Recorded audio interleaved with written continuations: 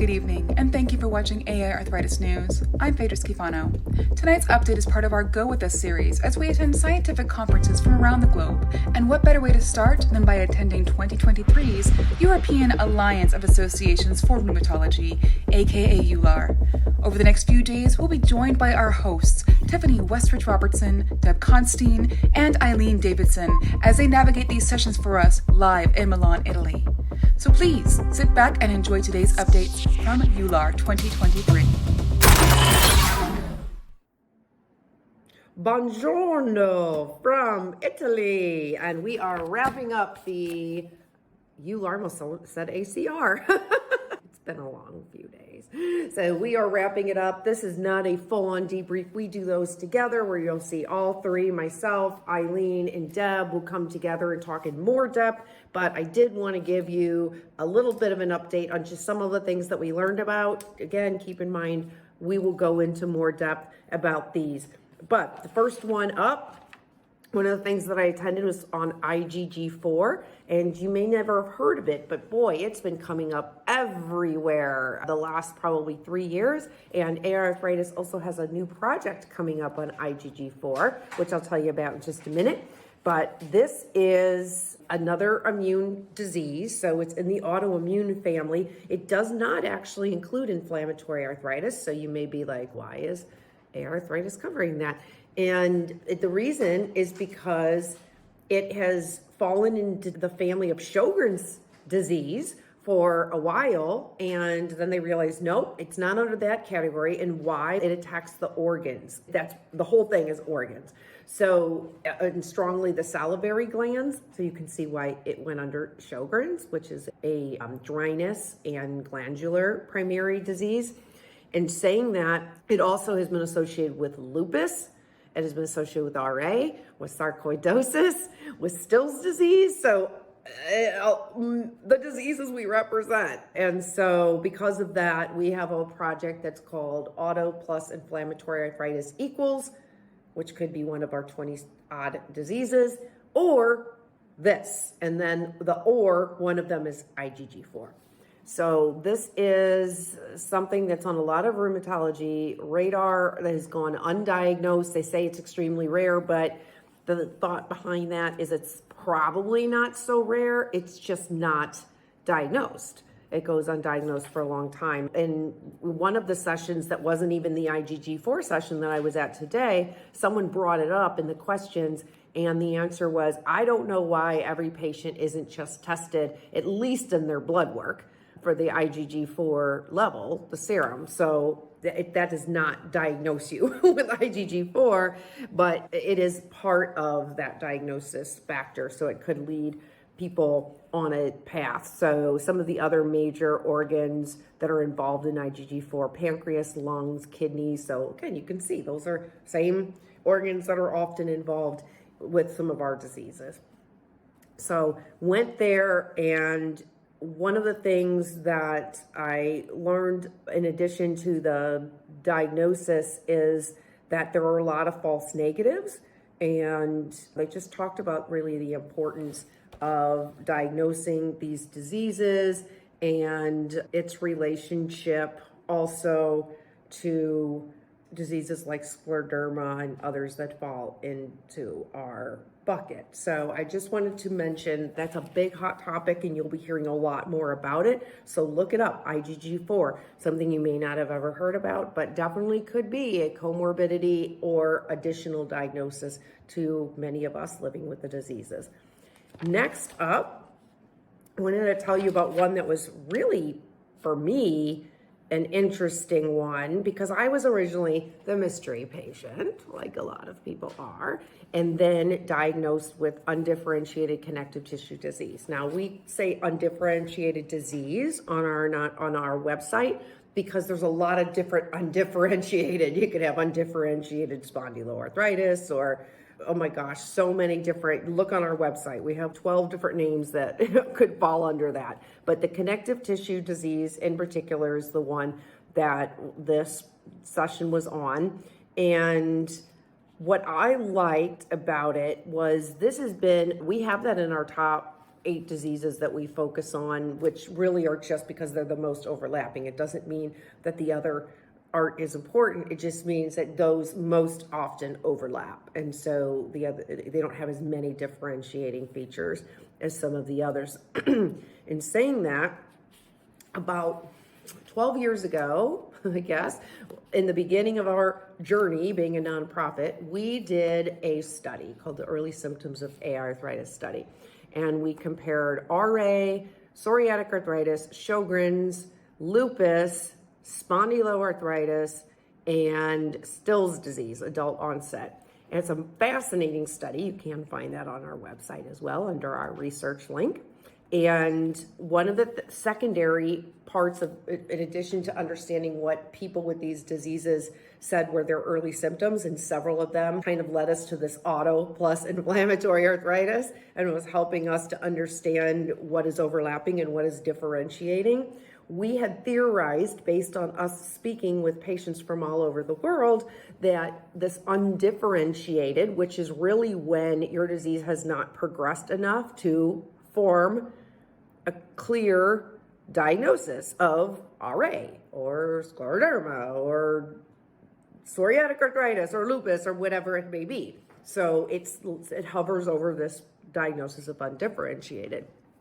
And because we talk to so many patients that deal with this delay in diagnosis and knowing what the symptoms are of undifferentiated disease, which we will when we do the bigger debrief. I'll have a slide that shows, but it's basically there's a lot. Think of all of our diseases and then just smash them all together. So it's pretty much, that's why it's undifferentiated, because it's like such a blend that it's really hard to zero in. When we said we think about 50% of patients start out with undifferentiated, but theorize the reason that the number at the time was only quoted at 15% have undifferentiated and move on to full disease. We feeling 50% then move on to diagnosis, full disease, was simply because people weren't getting diagnosed or didn't even know there was such a thing as undifferentiated disease. So in that study, people were asked to report all of their symptoms from onset, not diagnosis, and then their diagnosis stage 2. And if you look at the study, those who were told they were undifferentiated and migrated to a disease, okay, that was about 15%, exactly what research said.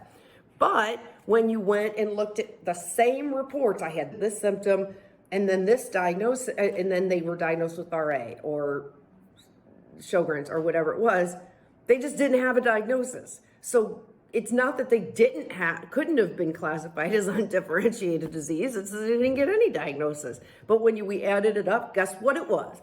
54%. Oh yeah, because patients rule.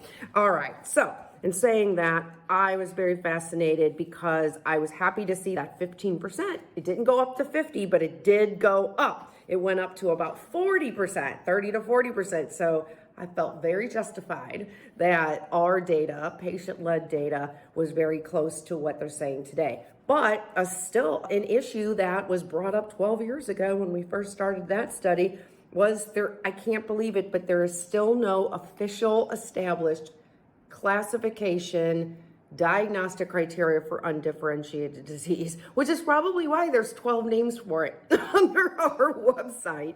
That's obviously important for us as patients, because if there isn't anything that classifies X, Y, check the box, this equals this, that impedes our ability to have treatments.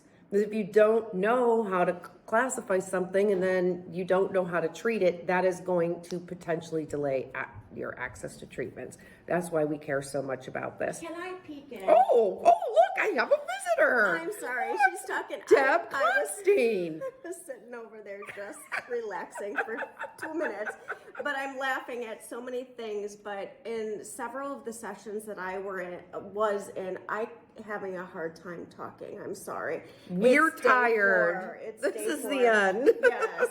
And they were talking about the new recommendations. I got the new lupus recommendations, so stay tuned. Oh, shoot. And I got part of the PSA ones, but psoriatic arthritis. But stay tuned, because I'm going to dig and find out what the rest of it is, because I got there late because of a meeting we had, but that's okay. That's how we roll. But the rheumatologists were, what I was so happy to see is they literally were saying, don't treat the disease, treat the patient. Oh, nice. That's why, and like with all these diagnostic things and like everything, they're thinking too literal in some of these cases, and it is the substance of each person is an individual. I've been seeing more information, and the rheumatologists say we need to listen more. Oh, that's fantastic. Thanks. Tuning out. Thanks for that. Here they all thought I was alone in the corner, and then here comes Deb. Okay, so that's okay. All right, so again, I'll give you more details about that session, but the other cool point that I'll just take away with that is, since Undifferentiated can merge in, become lupus, it can go to scleroderma, it can go to, or systemic scleritis, so whatever, that's both called the same, the evolution of name, or it could turn into RA, or it could turn into Sjogren's syndrome. So they were going through and actually broke down slide by slide, if it has this could be a potential direction. So that is an advancement that I thought was they called it a risk stratification, and they can't say they didn't put biomarkers in there, because they did. And if you've been listening to any of our past reports, biomarkers, the study of our blood, our DNA, our RNA, things that biologically make up who we are, that is the way that all science is moving right now. And the more biomarkers and understanding we have of different signatures and how our unique signatures will help us with diagnosis. So that was, of course, added in there as well. The second part of it, which I have to look at my slides, because you can literally see, these are my messy notes, you can literally see it says mixed connective tissue disease, see slide, and I don't have my slides in front of me, so you'll have to stay tuned. But I was excited to see mixed connective tissue disease on there, and if you're wondering what that is, it's funny because on our website, we do have it listed as potentially a mix of lupus, RA, myositis, scleroderma, or polymyositis, which is more of the muscles, and saying that's what the Japanese classification of 2019 also say. However, I saw that they added in on the slide that it also could include several other, I don't have the slide in front of me, but it had several other diseases, and I put a big question mark because we were told and educated when we started the nonprofit from rheumatologists that mixed connective tissue disease wasn't like a blend of just having a couple diseases. That's more of a dual diagnosis.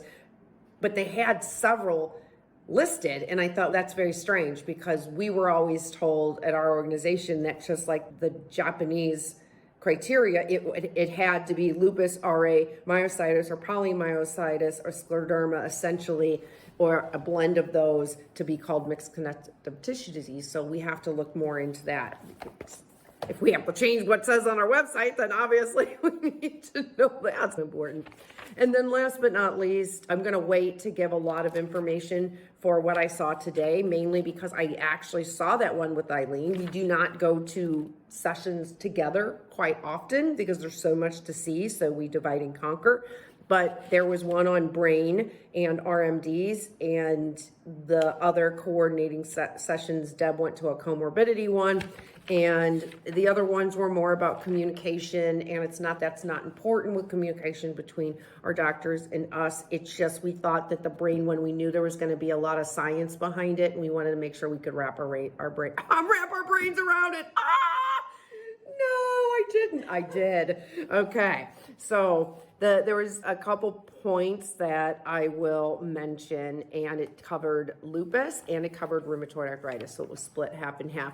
The lupus part was much more technical, but one thing you may or may not know about lupus is, in addition to the traditional brain fog that we experience, regardless of what the disease is, and that is there is a a real neurological element to lupus that can even lead all the way into being delirium or completely. It's a serious brain involvement. So they focused a lot on that aspect when it came to lupus and mainly how to treat it. And obviously we as non-rheumatologists, we only report back to you the things that are of value to patients. So we'll have to dive in a little bit deeper to understand what those areas of potential complications from lupus are. That's where we need to zero in on.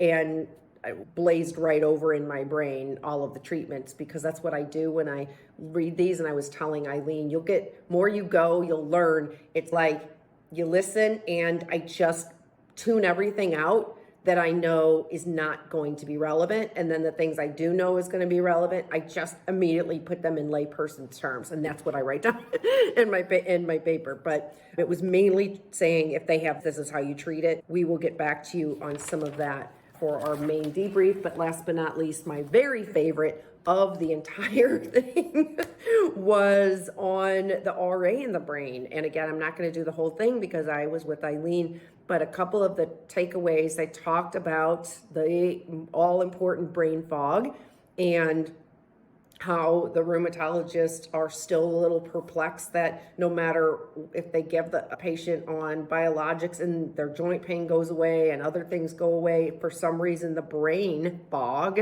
is still there. So there was a lot of talk about the brain fog. They did a few studies in people that were considered of 55 or older as well, because the uncontrolled inflammation in our bodies can also, if you don't know this, can lead to Alzheimer's and dementia. So there's been a lot of talk about those two at these rheumatology conferences as well over the last couple of years. But my good nugget takeaway with that is I'll leave you with, didn't know this, there are studies now that show if you are on methotrexate, of all things, that it can help to minimize your risk for Alzheimer's and dementia. But help me with it, Deb. Sulfasalazine. I always mess up the last part. Unfortunately, the data shows that didn't help with eliminating the risk or lowering the risk. So that was fascinating. And then at the end, the speaker was so fantastic. Eileen and I went up to the stage and cornered him and gave him my business card and said, oh my gosh, would you please be willing to continue the conversation about the brain and RA with our audience of patients globally, because this was fascinating and I know that they'll want to know more. So there you go. That is a very rough, not detailed, but I hope it gives you a little bit of an idea of what's to come and what you can learn from some of the things. And keep in mind, that's just what I attended in the last 24 hours, and I didn't even cover every one of them. So there's a lot still to come. All right, signing off.